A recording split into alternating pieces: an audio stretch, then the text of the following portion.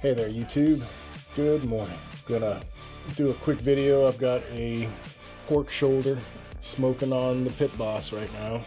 So I've got to go jump down in a little bit and spritz it with some apple cider vinegar.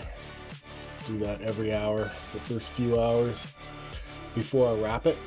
So try to knock out a little video here in between tending to the pork shoulder. Had plans this weekend to go camping, but it is pouring outside, so those plans have been dashed. All right, let's get into it. Just showing you guys some things that we can get through the Amazon Vine program, as well as showcasing some products that are on Amazon that you might not have known about. So let's get into it. So this is something I've been wanting to get for a while. It's a Wi-Fi control panel for my Pit Boss to give you the capability to have it on your phone. So let's see what all comes with it here.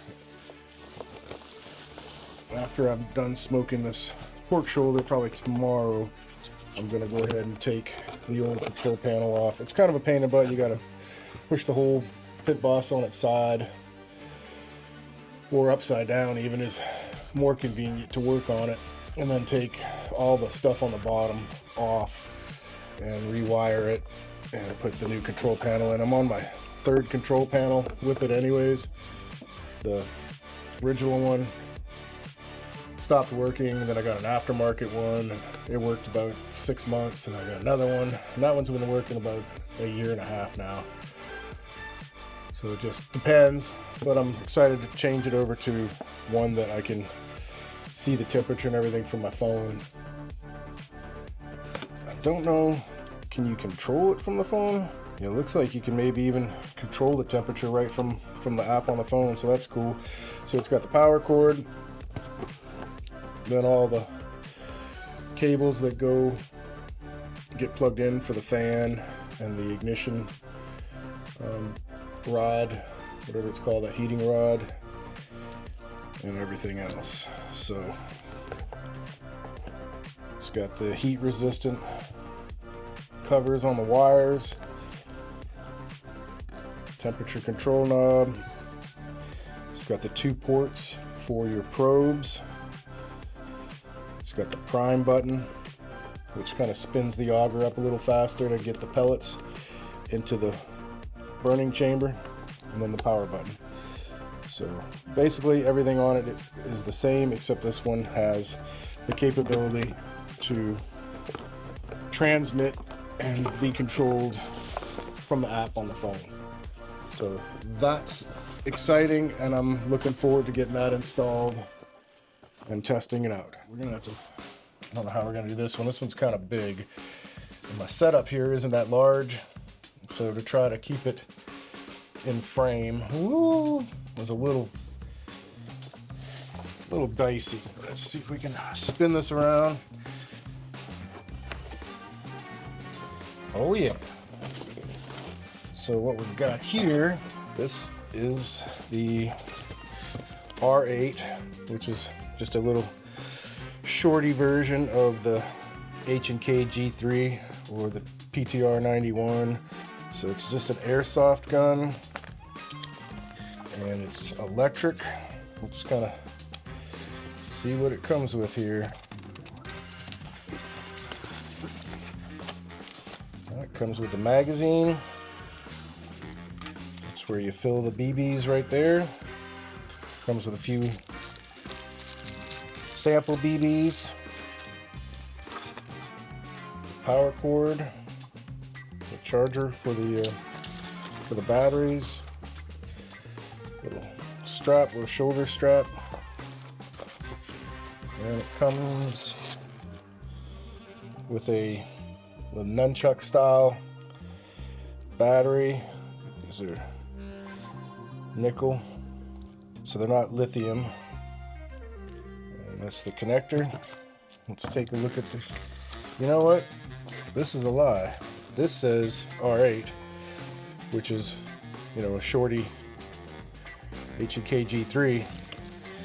This is not that. This is like an M4 M16 AR-15 style. So nothing like the instructions. So that's always a good sign when the instructions completely don't match the product inside. So magazine there, you got semi, you got full auto. Stock is adjustable, and I guess the batteries go in there. So it's got all the same controls as a like M4 AR-15. Forward assist doesn't do anything. Charging handle doesn't do anything. The sights, you can flip your peep from large aperture to small aperture. I'm guessing the batteries go back here somehow. There's probably a trick to getting into that compartment, but since these instructions are for a completely different one, they're going to be no help with that, so I'll just have to fiddle with it or go online to find out how that works. And then the front sight post is here. It just goes on that Picatinny rail, you know, some kind of way. Anyways, that'll go on there. So that's that. We'll give it a try. I'll try to get it set up and do a little quick video. Maybe I can add it to this. I'm still trying to figure out the whole editing thing, and I just switched to Final Cut Pro. That's not good. There's a broken piece from something that's in here. Cool. Just switched to Final Cut Pro, and I'm trying to learn that. It's a lot more detailed, and there's a lot more options to do than iMovie, and I've been using iMovie for years, and it was everything I needed for my little, you know, videos. But now it was having some issues, so I switched to Final Cut Pro for iPad, and it's good. It's not as intuitive or user-friendly or familiar to me as iMovie was, so I'm figuring that out. If you have any hints or tips or suggestions with Final Cut Pro for iPad, I'd be very interested in hearing them. Let's see if we can put this back in here. Let's close this up and move it out the way. Alright, I got this thing put together. The front sight was broken, but not a big deal, just a little super glue. Got that fixed up. To get the battery in, you just have to take the entire stock off, and the battery goes inside the stock. So I'm still charging up the battery it came with, but I had another one. So let's see.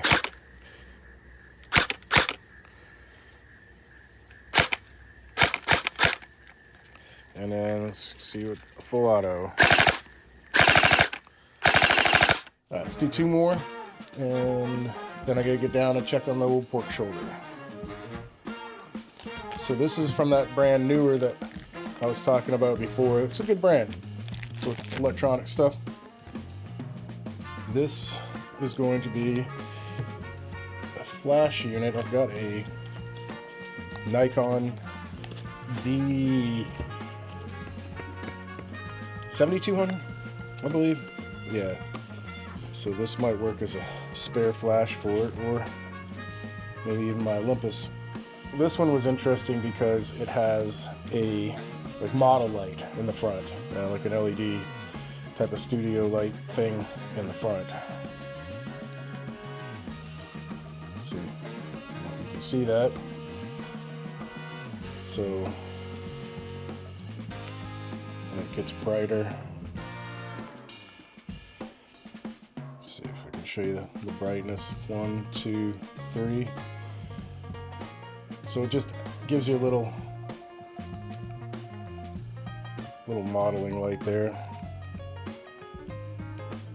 And there's the flash, and it's got a diffuser on the top, rotates up and down, not side to side. It's USB-C rechargeable, which is nice. You don't have to worry about double A's or anything. Off on. Little small flash, comes with a USB-C cord. This camera flash with a fill light. So I will give that a try on the old Nikon. I wonder if it'll work on my Olympus too. You know, little 4/3 or whatever they're called. Olympus camera too. All right, put that to the side, and we'll do this guy right here. All right, this is for my wife's iPhone. Comes with a couple of adhesive metal rings if you have something you want to attach it to that doesn't already have a built-in magnet. And this goes on a MagSafe device, iPhone, etc. And this part here will go on the MagSafe, and then this, you can adjust it to turn it into a little stand, or when it's closed up and on the phone, it's got a little thing for your finger just to help hold the phone. So that's going to go on hers. And when she's FaceTiming with the grandbabies, she'll have a, you know, more control handle on the phone. Yeah, that's going to be it for today for this one, and we'll do another one later. I appreciate you guys stopping by, giving me a chance to hopefully maybe show you something that's helpful to you. Appreciate you taking the time to hit all the, you know, necessary buttons to help a brother out. Thanks for watching.